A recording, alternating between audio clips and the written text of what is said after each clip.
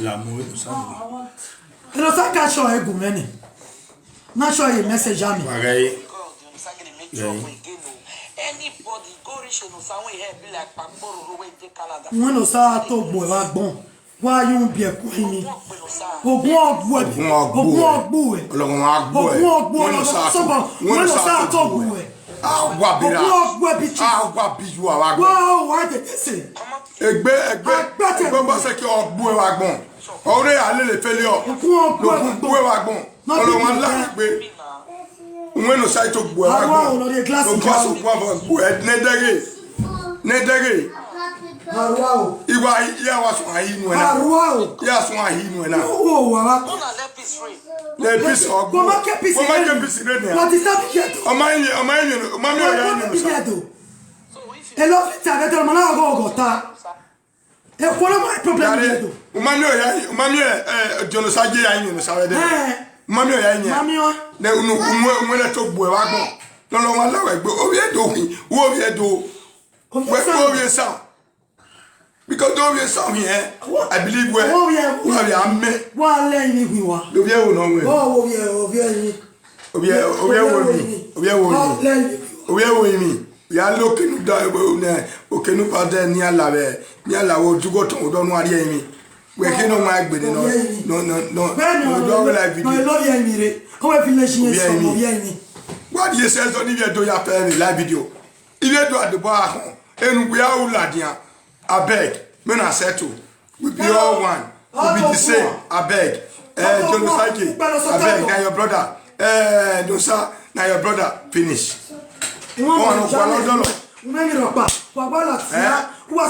Facebook. My table, no table, no. And idiot on my once. You don't say for disturb you, Wana. You don't have to go in.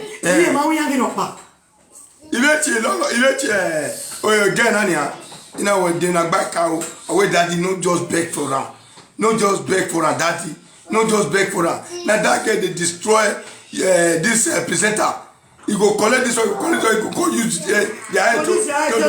You I beg. Me not leave this one. It's too old. It's too old. It's just make a settlement boager. Fiam. No more la gaba. We might go over now where he agmoya. I can't see a ball money. See a ball again more. I don't know. Mama be You better not tell me the oh, if you are. Then you have to me the Lord. If you are. Then you have to me the Lord. Even if I can't get carried by you. Why go fear? When I can't get carried.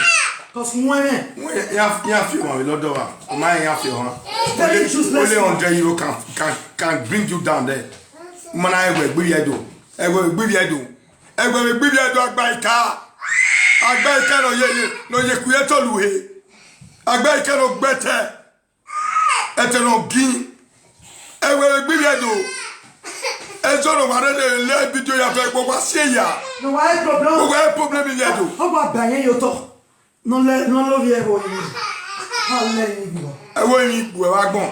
Ewo me na che ewo ni. Ewo na la yo ni. Yes. Ewo ni. Yes itene. Gbe mo gbi na le. Arun pa. No we bebo wa no. My boyfriend arite. Okay. Na ve okay. Gwe no rie palace ne piscine re. Na la choba yoba the one that on Facebook. I said God bless. God go bless her because if they do your thing, you do your own thing. So come on, here la lo ni si yedo. Jaja, me wo enu jaja. Efian ikoliwe. Efian. I see. Ni me ni wa wo e. E wo ntama me. A video me ya fe ni o kedo ade e kena fi nu go e do rie la den wa rie la den ila ila video re ke ma we na gui every time e ma ka we ma we de be na mo we say be yin ya we we e wo ge e de na che we na we ja be ti do ya fe na koko gbe awo yoba wa wu la den na ya fe nu give ye do na ya fe nu give ye do gagbete nu ye do to gbo e wa gbon no mo bo mo we iya se ye uka iya suka mu ka we gbe a ibe do so lo ko ma we gbe a you know ya time. We don't get bash away Italy. Oh, We don't have Italy. We don't have Italy. Dana magba we Italy. We no mo joma. Ami eyan boss mu we. E joma. You know for no dey passport in e bo dey fi an won lo. Ogbe bo wa. Eh? Oh, we your boss no pa we Italy. Eyan boss we mi a. No boss we. E ti en ku. Ye ku na Italy na ri London. London na wa this. London na wa wa we. We wa kene ko ne na be mechanic be yagi hu. Ne kita be ya hu. Ti na be dey on na. Bo wo ti on yin ya ti ko ni ban. No ba be ki we. Then the ya joja na gba ke ma like ni la ni gbe bon. Ya ti ni lo ko ban because of what won yin. Ko ni be doctor ge mo bo gbe live video. Ya ti ko ni ban no won ni we. No won ni we.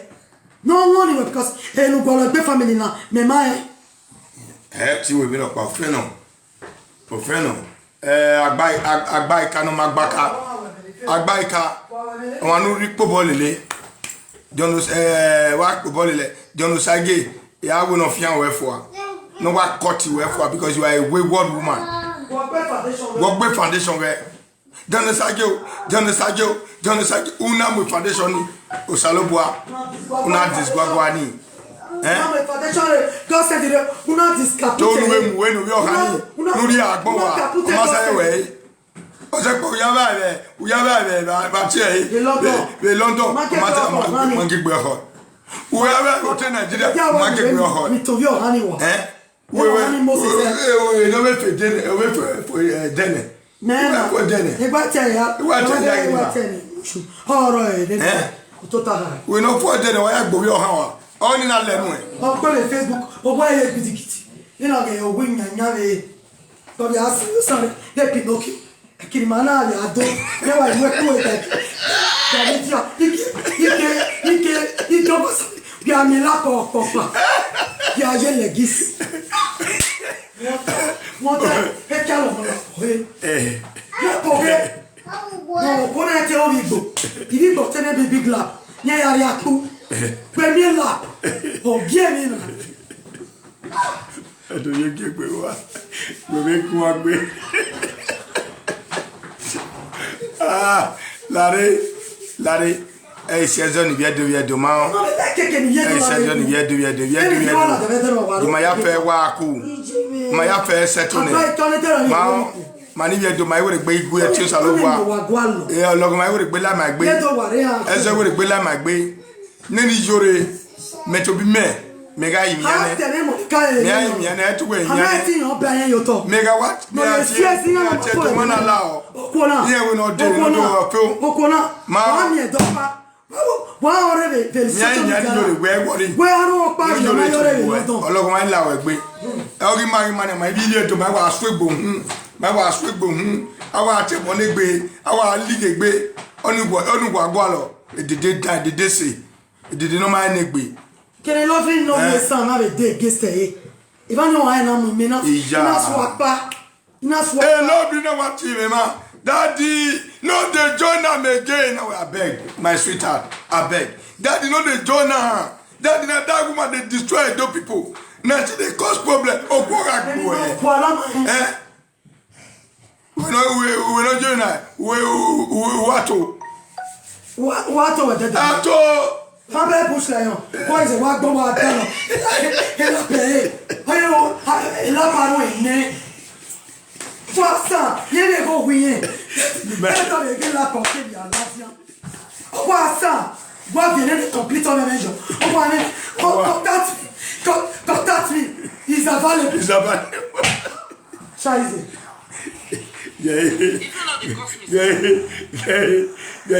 Et de c'est Allah la video le. Et de say what is your problem? Et de say God bless you.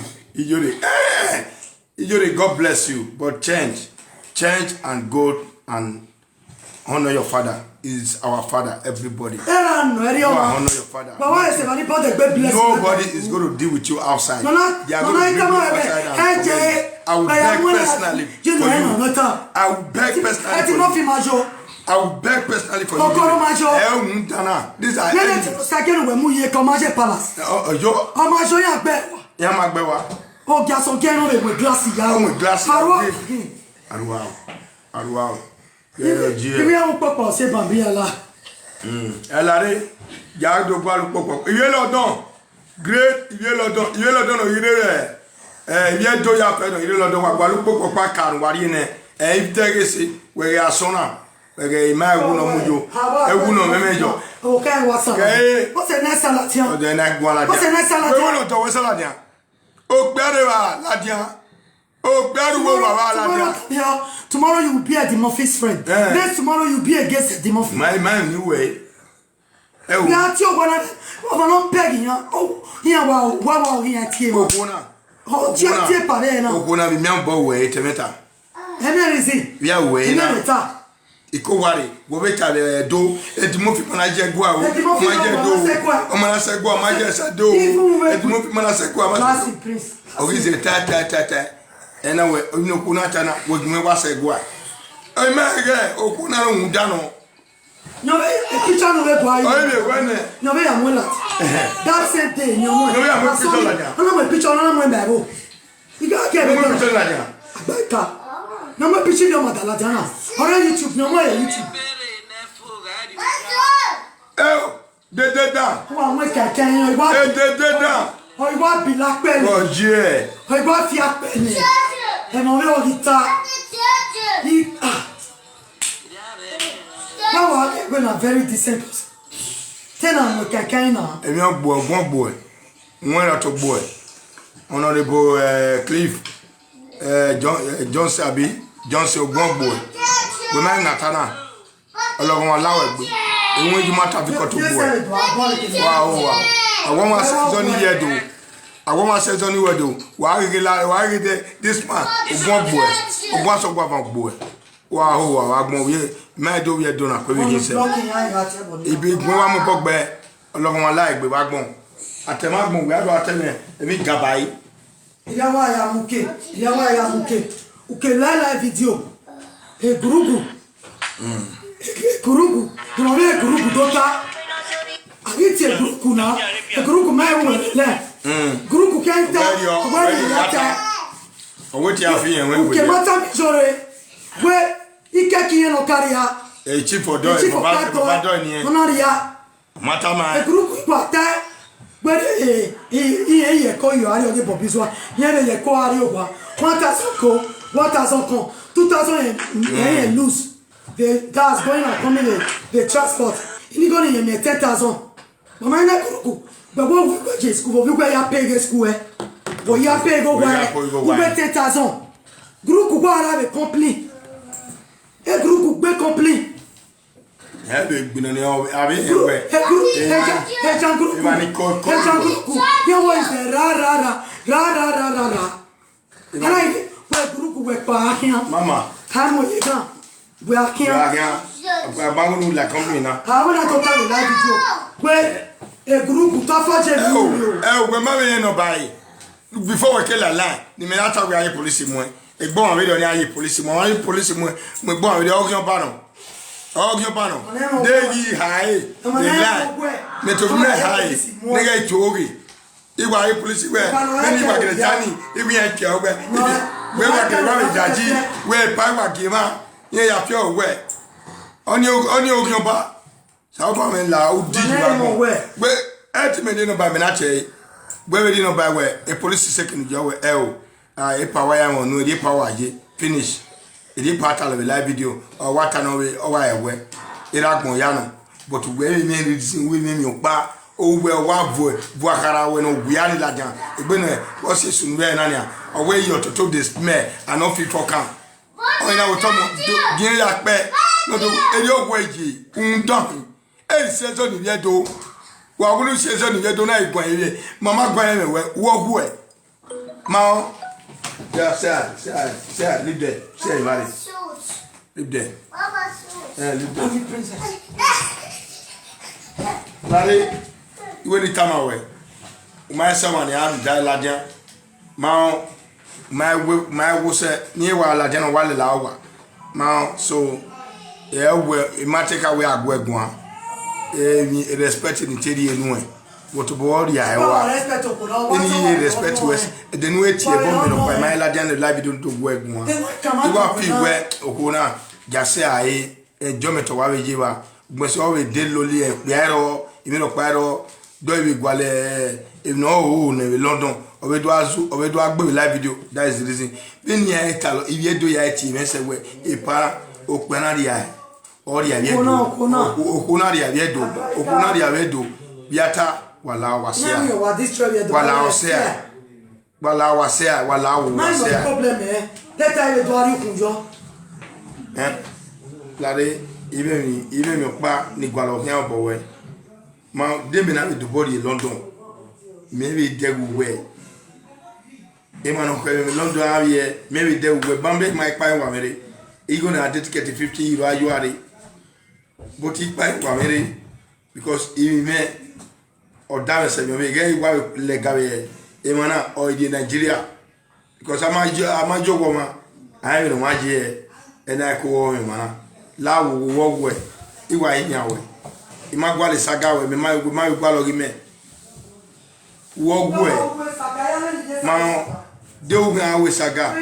If you stand ever, young with the other day. Mama gwegwe but wa me do mo fi me egwe kwa de maybe where Dali or ye to see where I love you, I like you, do be a girlfriend even. Ima we ne no kwekwi ne to na kwekwi enye na wo we no for den we na you wo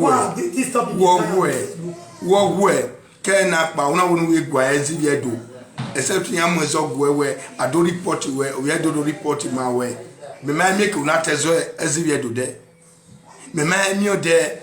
O my wa yore wo bude mereba e monika reba uye to reba me money no gereba what you mege ibeni gereba meni yareba yareba. You may must be a dog with it. Boy, can we come here do now? Well, soon you do. You know that. You know they are soon on his son. Just soon you go quickly. You never go, Mamma. Well, when you go, you don't go. If you do, when I only says, or if you do, wait. All of them because women of Mama when I tell Bona. All of them are allowed be. All of them are allowed be. Also, the young actor, weapon Jenny. One woman, many boy. What if I football boy? Ma every bit says if you do be. If you do a home, everyone ladian, while I was. Oh, my God, whatever law. Hello, Lagua. Oh, my God, oh, my cow. Oh, my cow. If you have to conquer a coin avec you, my forgive ma. Sato bien. Ma. I don't talk my as if you do Mateo. Vous viez ça, il y a Belian. Pas bien, il y a un sol et pourquoi. Dans notre book, de reason. We don't face it because of you. Dans notre ça. Il y a ça when you are little who you won't kill. Kemi ya because when you are out there in a layowa or we love work pan. If you are not there in a law, why have you born one? We might no day mean where you are out there me, or the Wamian or Yaro day me, or day me. If we move where I will hold day we are ye, a quasi do. A quasi do. Ya, you're going to be venom. If you're a German, say that in more than the activity at my way, you're a do this. Mao, Gumu Wagmo, along my law, way. And I mean, really good one. I say, I done it to them, Iguagua, on my count with what? On my count with what? Ye. So for my film, give you some. If you say, I'm fair, Nicate Rama. Where? So come we are dossier. I don't want. Where? Give my worry man. Agmoya anywhere was season in Yadoya. But all in Yado. Oh, but the one at Yao, you are deo, want to tell you. What can we war? Oh, we are doing here. Women at ye, Obiesa, Oviedo, Elpa.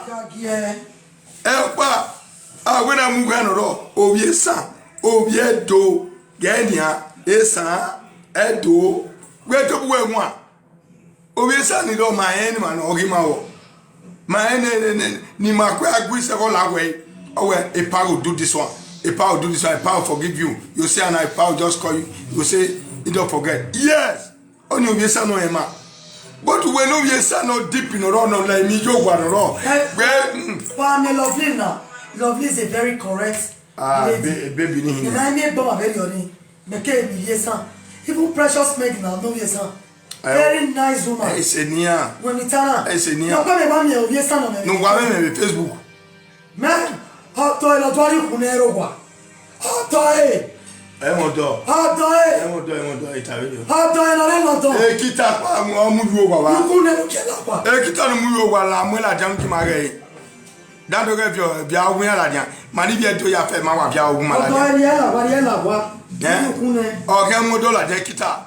Mari kusi. Kita e champion ya bia ba son ya bia ba fan. Ugbe be de daddy are you sleeping? You see my nyash na wa we go no.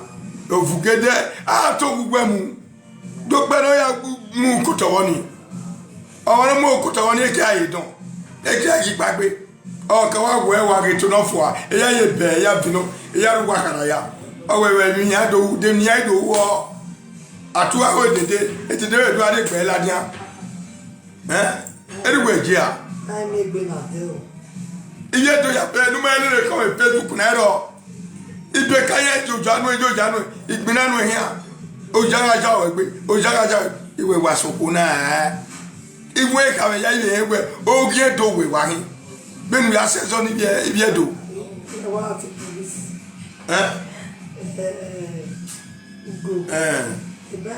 ima mi gbona de o ya egbe so ajojanu e no iri ti me ma una ti mi awu bi edo jojanu epa de do ti de bebe okay no get up on away ma ti ewe pero wa ti pero pe video ni so te parler de moi for me we ma bu we bago ha na to nu we wo mesi ya mi line na we dey ya mo make school dey no go we go am because yet te me we ti view yet ma ti vie metete bi na ware view ta ma we yes epa egele ti yen mi ata view we pa go na change o go na change na la wo mi la o change egele change e ta ya reta egele change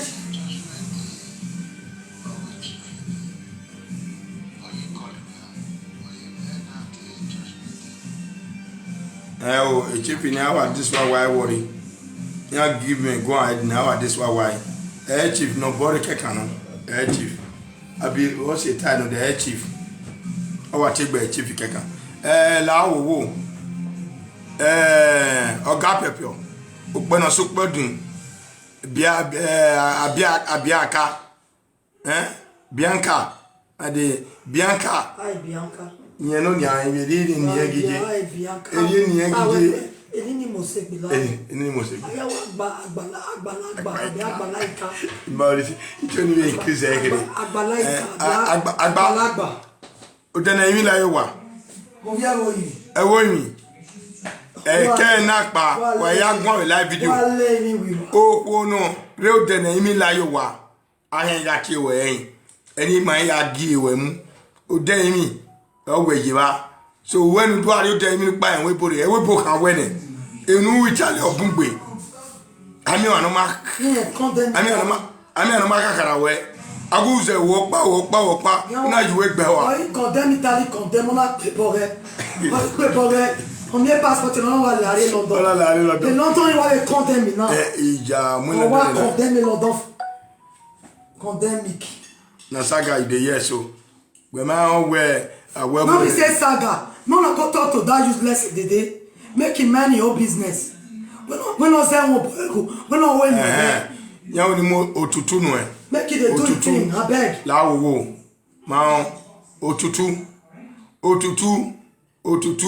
agbaika of London otutu la wo e ye na gele otutu etewe wo iwe igbe sun ne maybe etewe ne sun na etewe agian opupo omegeno ya agian omegeno bi yari obedi edero na ala dia na yido ye enika gbe mekire teweji teweru opu ewe enika lojo na no wena e gudi ni you come here ge kire teweji ge Akaramano was the can was go. Oh, yeah, well, Yakin Basso. Oh, Yakin Baba. Oh, one to assess on the year. If you do, egg Baba.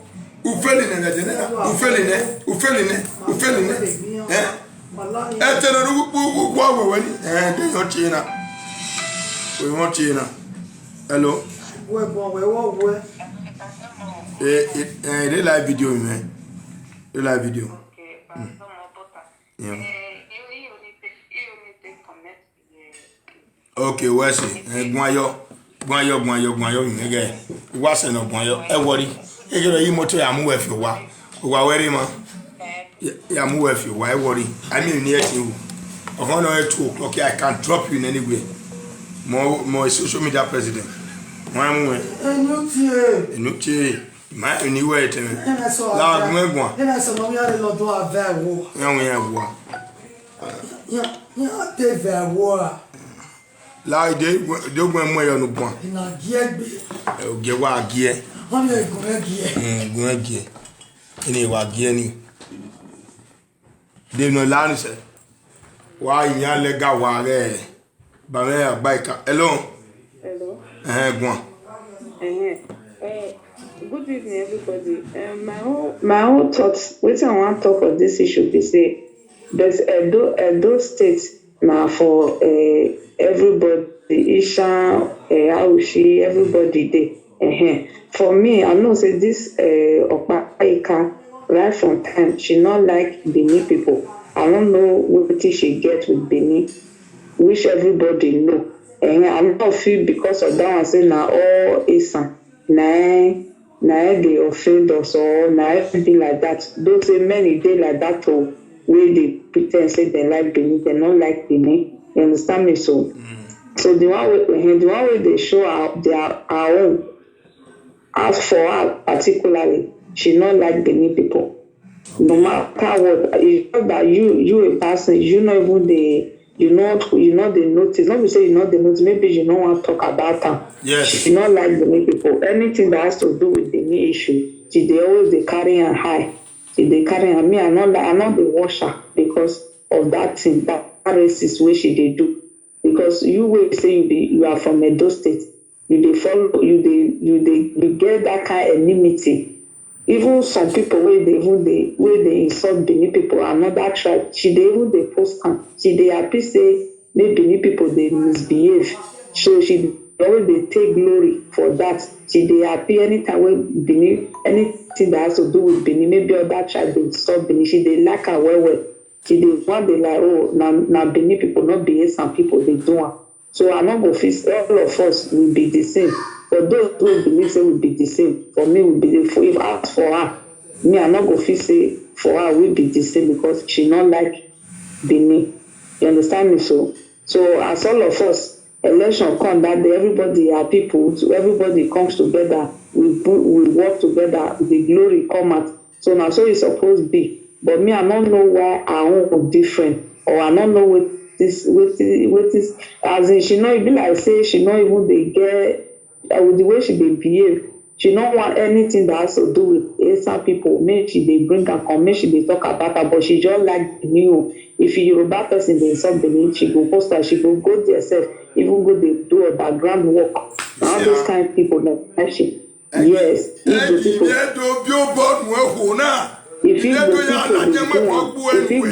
they do her. If the people they insult Benin,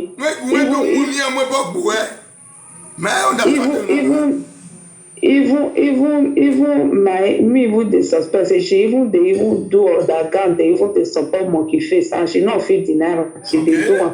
All those people, yes, she they do her now. She they do her, she they do her. So anything, even Uwa Sophia, that Uwa Sophia, now she shall even they support, she they support her now. She they even join the people they do Biafra. Ask her whether she know they do all that groundwork because they insult. Yes, now they insult the new people because Igbo people they not like me. I only take pity for our Benigers when they fall for them. They not like me. Then they say the Igbo people they like Isha people. So that's why many Isha they now that they say they be Biafra. If you ask any woman, they'll say they not like Benin. Now Isha people they like. So that's why they get that boldness. So if you see anywhere Isha person dey, na dem rather dey defend Igbo person than they defend Benin wey come from the same state like them. I have seen a lot of them like that. But I don't know why the thing be like that. Then they say na we will be Benin. Now I know like them. Be me as a Benin person, I've never go one day. I come sit down, they talk about Isha, say Isha people not good because they not use and train their.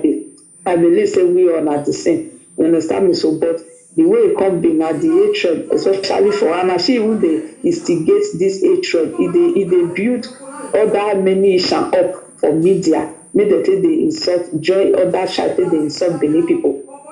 Do you understand? Thank you, my sister. God bless you. Thank you. So no, we be careful, and that's why many of our Benin people no will notice what we go they do on social media because many tribes they against us. May not come be like say they come they want me that they use us as a laughing stock. That's how some will say now. They say now they Benin people now on they those to they misbehave. They among people they get fake account they call it that tribe, maybe they insult us. Yes, they I will know. That's why some way the people where they insult her, they don't know all these things. You understand me? So if I'm because you don't know my cousin, we don't know all these things. Thank you. So yes, sir. So ladies and gentlemen, this social media president, the Otutu Agbaika,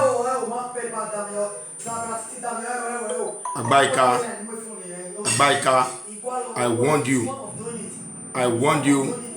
and be telling you that stay away from Edo people. We are not against anybody.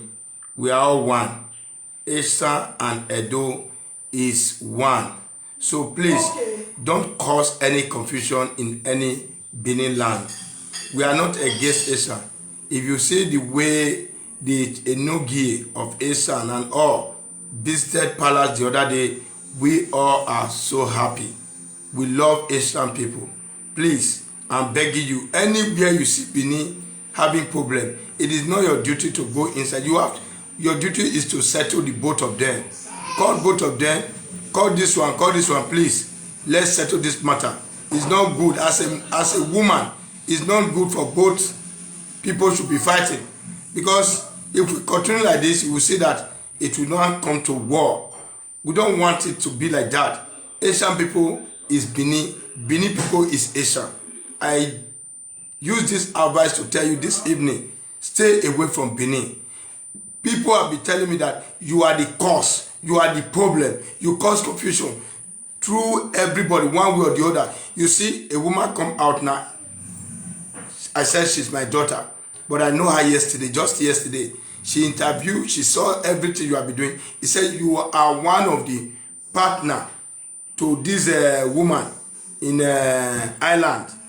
You support her, you praise her, and you still join these Igbo people, Brava people. You see how you are doing something.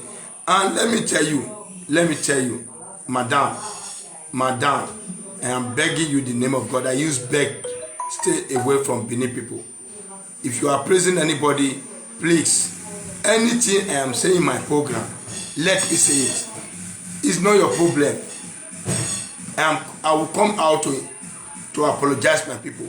If you are doing your video, say anything, but not my topic, not my wife topic, not anybody topic. Say your own. Do something about your own. Do something for your life. If you are advising people, advise yourself first. You don't have husband. No people surrounding you. No children surrounding you. Are you not ashamed of yourself? Are you not big enough to stand up, to move forward? You can even adopt a child, 2 or 3. If you think you have money, adopt. But there's no way you will spend money. Everything is free this time around. Tell them it's your children. Take them to abroad. Feed them. Take good care of them. If you want to wash your breast, go and wash it and feed them. You have a child. So the best you could do, I'm begging you, stay away from Edo people. Stay away from Edo people. Ijore is my daughter. But the problem, you have to go and respect our father. Everybody father. Let him go and respect. So it's my duty to tell my daughter or my son, this is what to do. This is the normal thing to do. You understand? So it's not your problem. It's like you are using one way or the other to support Movie Face, like what this woman just said, to support Movie Face and be using indirect or direct words to the Edo people, but you will fail. I will want to call all the presenters. If you try it next time, I will call the presenter who will come out because of you. If you use 1 week to insult you, I believe you will go and kill yourself. Stay away from Benin. Stay away from Benin. Esan is our land. Esan and Benin, we are together. But you are from Ewoemi. Ewoemi is just close to. It's just close to. Hello. If I just talk a little bit. Say something. I bet some of our way they say if I may leave some people out of. Say something. Hello. The net, you know. The hatred where some of them away they Benin, they get for Benin, and they get for Benin people. Now waiting with me and other people not go fit explain. I dey see how now they go other people platform will not be from Edo State go they insult we will be the Benin. Why una even with the bike why una not they tell her waiting she they do why una not tell her say you know good. But una go they support her and una go they say when we are all from the same state. Now so Benin people not like us. I never see Benin person we come out because of Asa. When Sis Okpaika enter Facebook, all she has been saying is how to insult Benin, how to insult Benin, how to insult Benin. She go not say, see Benin people now, then they insult themselves. And now she they instigate all these things. Why una not they talk to her? But if they talk to una chat, una go the body go the pepper una. But when they insult Benin, una go take glory, una go they take glory to say, okay, not be una tribe, now Benin they insult. Which is not good. They could not stop and nobody will not like it. As una value on a tribe, and so the real Benin will know themselves, and so they value their own tribe. Mona talk to una woman, una Okpaika. It's fine, we are all from the same state, we are all from Benin. I don't even see some person where they say we will not be the same. We are not, they not be Benin or they are not be Edo. Me, I the reason say all Edo na Edo before now. Some person for years say Edo day is something. I know. I was not brought up that way. The first day when I heard that thing, the thing surprised me. And the reason everybody say we are all Edo. Now, if a person matter, they say me na Edo, she shan't. Mama. So that is not good. Now they hear me. No, na tell na Paika. Me not they do. Me not they bring division. They come Edo State. If they divide us.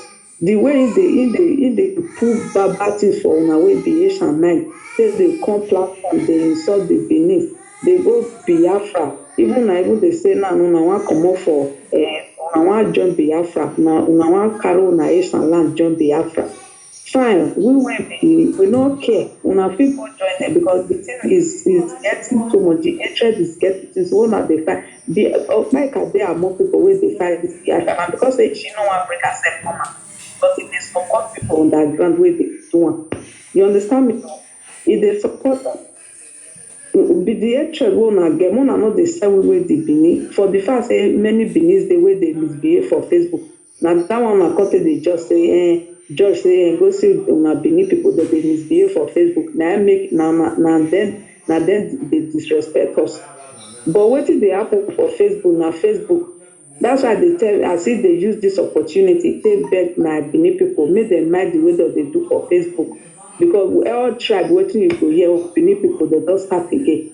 Benin people they don't start again. I beg, may all of us, more will mind the way they do things. So the other tribe, no go they shook mouth, they go, come they insult us for where we be.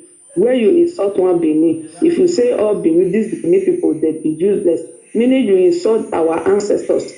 You understand me? There's a way you know what make person do to you, not do to other people. If you not believe say will not be one, fine. Anything that has to do with us, no, not they talk, but no, they look us from distance. Okay? People should look at us from distance. I will not go even carry. Come they talk, shoot mouth for Isa on a matter. It can never happen. You understand me? So I beg una. Mona talk to my biker. Me not they carry the name matter for head like gala. It's not good. She's an old woman or an advanced woman. Me not they do all those things. Division. You know good. Okay? Thank you. Thank you, my daughter. God will bless you. My Benin people, Agbaika, see you for line there, and they see you. May I tell you, stay away from Benin. Me and you don't get problem. Stay away from my name, especially my name, and all Benin indigene. We are Esa and Benin, we are all one. But if you choose to leave from Benin and create your own land, create your own state, it's left for you. If you want to join Biafra, it's your choice. Nobody force you. But don't cause problem between Benin and Benin anymore. I beg you in the name of God. Don't cause problem between Benin and Benin anymore. Because I can watch your screen. I saw when my son, Atiti, was talking to me. I saw it on your platform. Is it good that you as a mother, you as a woman, see somebody insulting someone that never say any bad word, negative word to you? Is your duty to stand up and say, let's settle this matter. I believe you can settle something. I believe you can bring two heads together and join it like number one. But why causing problem within the Benin's? Why? Hello?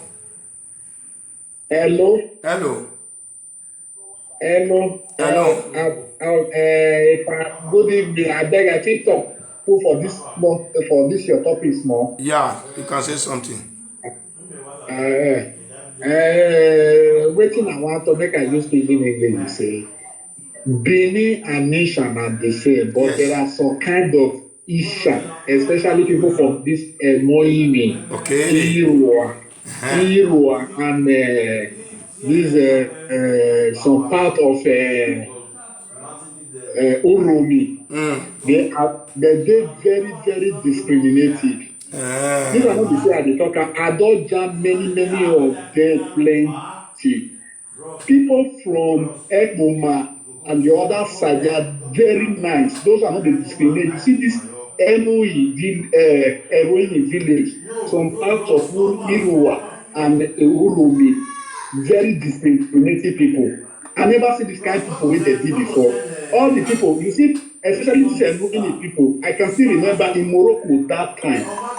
Benin and Nishan dey together. Now still one stupid Eroini man, Eroini man, na still come beat the division come from Morocco. He come say out of Benin Empire, he come from and say they want get Isha Empire. We still ask them that question that time. Say, what be the difference between Benin and Isha? You not see anything break. Now so you go see start. This of my can also she dey do am for online also. Is always against the Benin. I don't know what she they get inside to put the vision for the Benin and Nishan. I don't know the kind of wish she chop where we say if they let her talk say Benin and Nishan not be the same. And it's always at a person now. This thing that they tell you about not to say but it takes me almost 1 year to feel they convince my own girlfriend with the Nishan. Say we are the same. And she just come to social media. Just listen to this of Paika. This of Paika matter don't cause for them. Me with them many times. Now some people don't do na so Paika talk, na so Paika do this one, na so Paika do this one. Who tell you say Benin and Nishan not be say if Benin person do bad, we no say do bad. Nishan do bad, we no say do bad. Anybody will do bad. Just judge that. Tell this person say you do not be say you go see some people will do bad for the support them because of Paika don't say Benin person not good. A lot of saga that is coming out from this social media now, this Opaika. Okay. I mean, I feel say whether she be God or whether they don't go fit talk to her. Okay. Opaika, you see now. Always and this way they talk now, Aisha. Aisha, now they talk now. Aisha man, now they talk now.